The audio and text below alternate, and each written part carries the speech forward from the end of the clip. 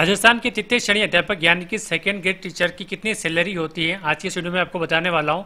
2 साल का जो प्रोबेशन पीरियड होता है उसमें कितनी सैलरी मिलती है, प्रोबेशन के बाद में कितनी सैलरी मिलेगी और जब इसका फर्स्ट इंक्रीमेंट लग जाएगा तब उसकी कितनी सैलरी मिलेगी और ग्रोस सैलरी कितनी मिलेगी, नेट सैलरी यानी कि आपके अकाउंट में कितनी सैलरी आएगी। इन सारी सैलरी की चर्चा आज हम इस वीडियो में करने वाले हैं। इससे पहले यदि आप लोग मेरे चैनल पर नए हैं तो मेरे चैनल को सब्सक्राइब कर लीजिएगा, क्योंकि राजस्थान के शिक्षा विभाग से संबंधित जो भी महत्वपूर्ण जानकारी होती है उसकी जानकारी सबसे पहले आप तक पहुंचती रहे। तो देखिए, हम लोग राजस्थान के सेकंड ग्रेड के अध्यापक की टीचर की सैलरी की बात कर रहे थे।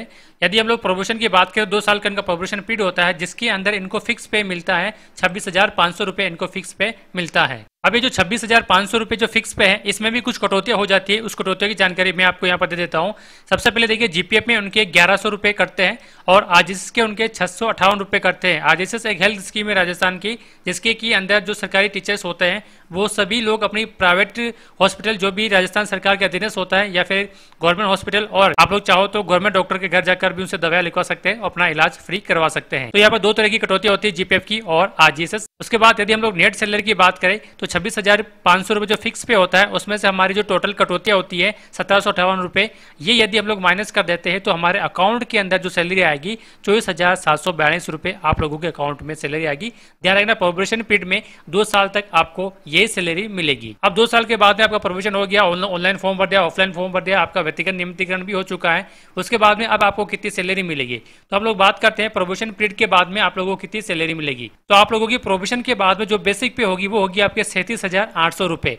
और आपको ये भी ध्यान रखना है कि आप लोग L11 के अंतर्गत आते हैं, यानी कि L11 और आप लोग अपनी बेसिक सैलरी किस प्रकार से देख सकते हैं वो भी मैं आपको बता देता हूं। देखिए, ये एक प्रकार का पे स्केल है, राजस्थान का पे स्केल है, जिसके के अंदर आप जो सेकंड ग्रेड के टीचर होते हैं वो L11 में आते हैं। तो ध्यान रखना, यहाँ पर आपके L11 है।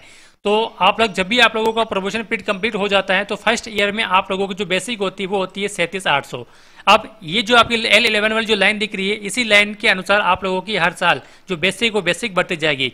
फिर दूसरे साल आपकी जो बेसिक हो जाएगी 38,900 हो जाएगी, उसके बाद में 40,100 हो जाएगी। तो इसी तरह से L11 वाली जो लाइन है ये आपकी हर साल इंक्रीमेंट लगेगा, यानी कि बेसिक पे बढ़ते रहेगी और इंक्रीमेंट आप लोगों का लगता रहेगा। तो आप लोग ये चार्ट है, जो चार्ट आप लोग गूगल से सर्च करके डाउनलोड कर सकते हैं। बेसिक पे के बाद में हम बात करते हैं डीए की। तो वर्तमान में अभी 50% डीए मिल रहा है और एचआरए 9% मिल रहा है, क्योंकि डीए हर साल में 2 बार बढ़ता है, जनवरी में और जुलाई में। तो जब भी आप लोग ये वीडियो देख रखे हो तो उस समय कौन सा डीए चल रहा है, कितने परसेंट डीए चल रहा है, एचआरए कितने परसेंट चल रहा है, उसके हिसाब से आप लोग कैलकुलेशन करना है। फिलहाल यहाँ पर मैं 50% के हिसाब से कैलकुलेशन कर रखा हूं। तो 37,800 का आपकी जो बेसिक है उसका 50% यहाँ पर हो गया 18,900 रुपए। इसी तरह से 37,800 रुपए का जो एचआर है उसका जो 9% है वो हो गया आपके 3402 रुपए। तो यहाँ पर डीए 50% है और एचआरए 9% है। जो एचआरए होता है वो देखिए 5 जिलों के अंदर, मैं आपको नाम बता देता हूँ, जयपुर, जोधपुर, अजमेर, कोटा और बीकानेर के शहरी क्षेत्र में जो टीचर लगे हुए होते हैं उनके लिए यहाँ पर जो एचआरए होता है वो 18% होता है। बाकी जिलों के लिए यहाँ पर 9%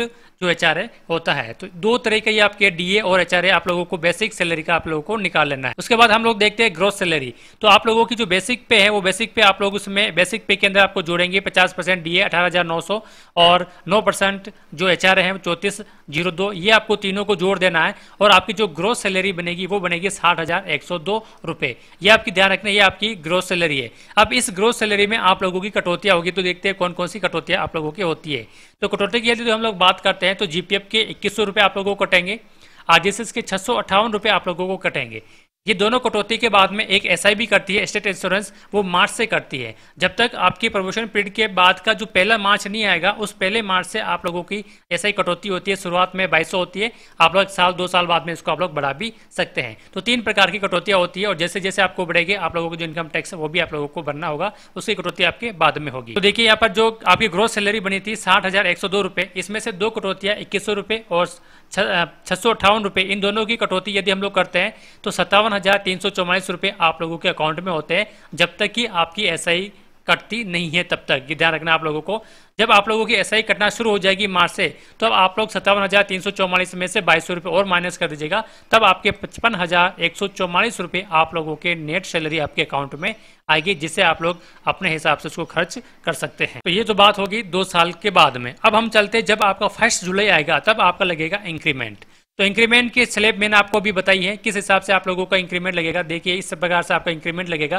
तो पहले साल में 37,800 बेसिक थी, अब दूसरे साल में इंक्रीमेंट लगकर 38,900 हो गई हमारी बेसिक। अब इस 38,900 का 50% डीए और एचआर है 9%। आप लोग इसकी कैलकुलेशन कर सकते हैं, मैंने यहाँ पर कैलकुलेशन कर रखी है, आप लोग अपनी आपकी जो स्क्रीन पर आप लोगों को दिखाई दे रही होगी। इन सभी को आप लोग को टोटल करने के बाद में टोटल आपकी ग्रोस जो सैलरी हो जाती है वो हो जाती है 61,851 रुपये। तो ये आपकी ग्रोस सैलरी होगी। ग्रोस सैलरी के बाद में आप लोग जो नेट सैलरी है आपको नेट सैलरी में से माइनस कर देना है 2100 रुपये, जब वो जीपीएफ के थे 658 रुपये जो कि आरजेएस थे, और 2200 रुपये जो आपकी ऐसे ही कटौती थी। इन तीनों को जोड़ने पर आता है आपके 4,958 रुपये। तो आप लोग 61,851 रुपये में से 4,958 रुपये आप लोग माइनस कर देंगे तो आपके अकाउंट के अंदर सैलरी आएगी 56,893 रुपये। तो इस प्रकार से आपकी जो सेकंड ग्रेड की जो टीचर है, टीचर की जो सैलरी होती है, सैलरी की कैलकुलेशन होती है। आप लोग इस कैलकुलेशन को एक बार अच्छी तरह समझ लीजिए, सीख लीजिएगा, ताकि आप लोगों को किसी प्रकार की जब आपका बिल बनेगा तो उसमें किसी प्रकार की आप लोगों को दिक्कत नहीं आती है। यदि वीडियो अच्छी लगी तो लाइक एंड शेयर कीजिएगा, और यदि आप लोग मेरे चैनल पर पहली बार आए तो मेरे चैनल को सब्सक्राइब जरूर कीजिएगा, ताकि शिक्षा विभाग से संबंधित जो भी ऑनलाइन जानकारी होती है उसकी जानकारी सबसे पहले आप तक पहुंचती रहे।